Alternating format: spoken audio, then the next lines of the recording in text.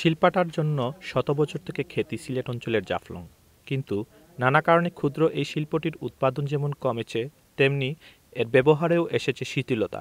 বিজ্ঞানের অবদানে এখন শিলপাটার মতো আদিম এই শিল্পের ধরাশয়ী অবস্থা। অন্যদিকে এই শিল্প উৎপাদনের সাথে জড়িতরাও বাধ্য হয়ে পেশা পরিবর্তন করছেন দিনকে দিন। শিলপাটা বা পাটা পুঁতাইল রান্নাঘরের একটি অপরিহার্য সামগ্রী, যার বহুবিধ ব্যবহার কালে কালে বুজন রসিক মানুষের রান্নার কাজে ছিল খুবই পরিচিত। রান্নাবান্নার আদিমতম এই সামগ্রী দিয়ে নানা ধরনের মশলার রকমারি প্রক্রিয়াকরণ করা হতো এবং প্রয়োজনে তা ব্যবহার করা হতো রন্ধনে। দেশের গণ্ডিতে সিলেট অঞ্চলের জাফলং শিলপাটার জন্য বেশ পরিচিত নাম। পাথর সমৃদ্ধ এলাকা জাফলংয়ে নানা ধরনের পাথরের সাথে বিশেষ করে শিলপাটার জন্য প্রয়োজনীয় পাথর পাওয়া যায় বলে এখানেই বাণিজ্যিকভাবে এর উৎপাদন ও বিপণন চুকে পড়ে। এখান থেকেই দেশের বিভিন্ন এলাকা সহ বহির্বিশ্বেও ক্রেতাদের শিলপাটা কিনতে দেখা যায়।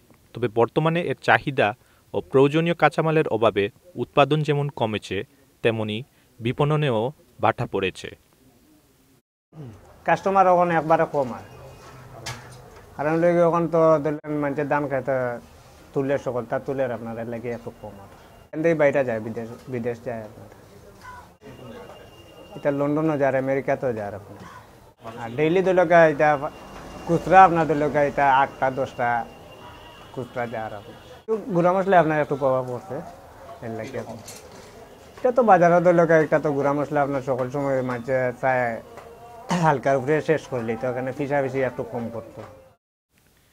বিজ্ঞানের অবদানে রান্নাঘরের জন্য প্রয়োজনীয় সব ধরনের ইলেকট্রনিক সামগ্রী আবিষ্কার, বিপণন ও ব্যবহারের কারণে দিনকে দিন কায়িক শ্রমের এই শিলপাটার ব্যবহার উল্লেখযোগ্য হারে কমে গেছে। তবে এখনও শিলপাটার কদর আছে বাঙালির বুজন রসিকদের কাছে। কালের আবর্তে হারিয়ে যেতে বসা এই শিলপাটার সংস্কৃতি কতদিন টিকে থাকবে, নাকি আধুনিকতার বীরে কেবলই ইতিহাসের পাতায় নাম লিখাবে রান্নাঘরের অন্যতম সামগ্রী এই শিলপাটা?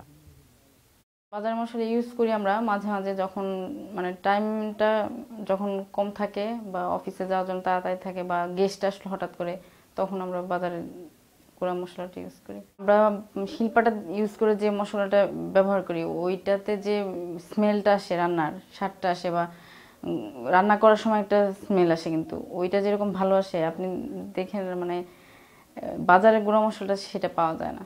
বাজারে যেটা আমরা গুঁড়া আনি ওটাতে ওরা রং মিক্স করে, বা যেমন হলুদের সাথে ওরা রং মিক্স করে, তারপর মরিচের সাথে রং মিক্স করে, তারপরে ধরেন ধনিয়ার সাথে ওরা ভুসি ইউজ করে। ওই জন্য দেখা যায় মানে স্মেলও আসে না, আর অনেক সময় সমস্যা হয়ে খাইলে গ্যাস ফর্ম করে পেটের মধ্যে।